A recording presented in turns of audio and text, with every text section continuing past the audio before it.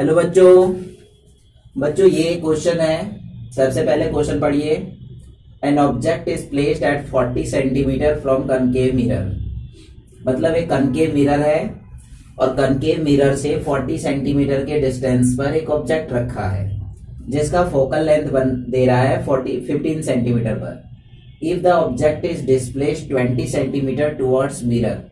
अगर हम ऑब्जेक्ट को 40 सेंटीमीटर से 20 सेंटीमीटर 20 सेंटीमीटर मिरर की तरफ लेकर आते हैं तो what would be the displacement of the image. तो इमेज का डिस्प्लेसमेंट क्या होगा। तो बच्चों डिस्प्लेसमेंट क्या होता है, डिस्टेंस बिटवीन इनिशियल और फाइनल के बीच का। तो सबसे पहले क्या करना है ऐसे क्वेश्चंस के लिए, रे डायग्राम देखो जरा सा इसका। ये कनकेव मिरर है, ये है बच्चों 40 सेंटीमीटर पर ऑब्जेक्ट रखा है, ठीक ना। ये ऑब्जेक्ट यहां से 40 सेंटीमीटर की दूरी पर रखा है, यानी कि यू दिया हुआ है आपको माइनस का 40 सेंटीमीटर लेंगे, माइनस क्योंकि नेगेटिव साइड पे है। फोकल लेंथ दे रहा है बच्चों 15 सेंटीमीटर। इसका कर्वेचर इधर है तो फोकस भी इधर ही होगा इसका। मान लिया ये है हमारा फोकस, यहां से है 15 सेंटीमीटर 15 सेंटीमीटर, यानी कि एफ दे रहा है -15 सेंटीमीटर क्वेश्चन में। तो सबसे पहले हमें बच्चों इमेज निकालनी है कि अगर ऑब्जेक्ट 40 सेंटीमीटर पर होगा और अगर उसका फोकस 15 सेंटीमीटर है तो इमेज क्या होगी। तो उसके लिए हम लोग मिरर फॉर्मूले का इस्तेमाल करेंगे। 1/v plus 1/u is equal to 1/f। यहां से बच्चों हम इमेज निकालेंगे। इसकी इमेज के लिए हम इसका नाम v1 दे देते हैं। So 1/v1 is equal to 1/f minus 1/u। 1/v1 is equal to 1 focal length, और फोकल लेंथ है बच्चों माइनस का 15 माइनस 1/u, और u की वैल्यू कितनी आ रही है आप देख रहे हैं, u की वैल्यू -40। तो ये हो जाएगा बच्चों प्लस का 40, है ना। -40 तो माइनस प्लस का 40, और 40 और इसका एलसीएम ले लीजिए आप। तो 1/v1 की वैल्यू कितना, एलसीएम कितना आ जाएगा 600, है ना। 600 दोनों को मल्टीप्लाई करके एलसीएम निकाल देंगे, ऐसा 600 आ जाएगा। अब कितना जाएगा 40 माइनस का 40, 15 चौके 60 6, हाँ -40 प्लस, और ये कितना आ जाएगा बच्चों आपका 0 4 15 50 यस 50 आ रहा है ना, देख लीजिएगा। 640 0 कैंसिल, 4 से 15 चौके 60 15 आएगा बच्चों 15, ठीक है 15, और ये आ जाएगा हमारा 40, हाँ ये आ गया। इसके बाद क्या करना है, इसको सॉल्व कर दीजिए। 1/v1 is equal to -40 plus 15 करिए, कितना आ रहा है 15 दूनी 30 और 10 25 25, हाँ 25 माइनस का -25/600। 5 से कैंसिल करिए, 5 5 से करो, 5 1 जा 5 5 1 5 2 जा 10 0 1 20, हाँ 5 ये आ गया। 5 से काट दो बच्चों, 10 5 के बीच 24। सो v1 बराबर आ गया -24 v1, यानी कि अगर हम ऑब्जेक्ट को 40 सेंटीमीटर के डिस्टेंस पर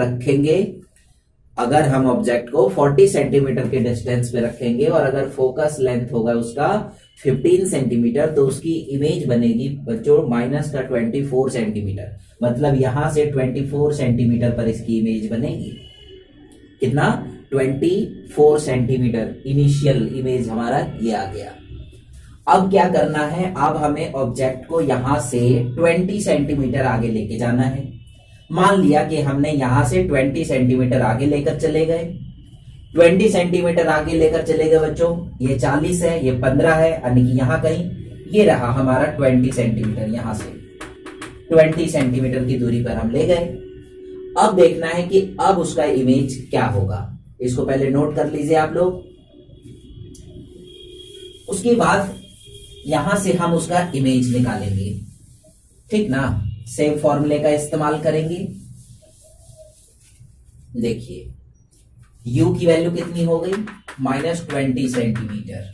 फोकल लेंथ उसका कितना होगा बच्चों 15 सेंटीमीटर। एक चीज यहां पर हमेशा याद रखिएगा, अगर आप ऑब्जेक्ट को आगे पीछे करते हैं तो इमेज का पोजीशन बदल सकता है। इमेज कभी यहां बनेगा, यहां बनेगा, यहां बनेगा, वर्चुअल बनेगा, इसके पीछे बनेगा, आगे बनेगा, कहीं भी बन सकता है, लेकिन फोकस अपना पोजीशन नहीं बदलेगा। मतलब अगर ऑब्जेक्ट अपना पोजीशन चेंज करता है तो फोकल लेंथ किसी भी मिरर के लिए कांस्टेंट रहता है। मतलब फोकल लेंथ वही रहेगा हमारा -15 सेंटीमीटर।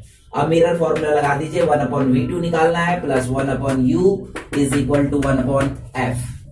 ओके, तो यहां से बच्चों हम निकालेंगे 1/v2 is equal to 1/f minus 1/u। So 1/v2 is equal to 1/-15 minus 1/-20, तो ये हो जाएगा +20। ये हम लोग करेंगे बच्चों, ले लीजिए कितना आ जाएगा 60 माइनस का 4 plus 3, so 1/v2। So 1/v2 is equal to -1/60। So v2 की वैल्यू आ गई बच्चों, v2 की वैल्यू आ गई माइनस का 60 सेंटीमीटर, -60 सेंटीमीटर और -24 सेंटीमीटर। देखिए -24 सेंटीमीटर। अब हमें बच्चों यहां पर डिस्प्लेसमेंट निकालनी है, तो डिस्प्लेसमेंट के लिए हम लोग क्या करते हैं, shortest distance between two points. Shortest distance displacement between two image is equal to v1 minus v2, initial minus final.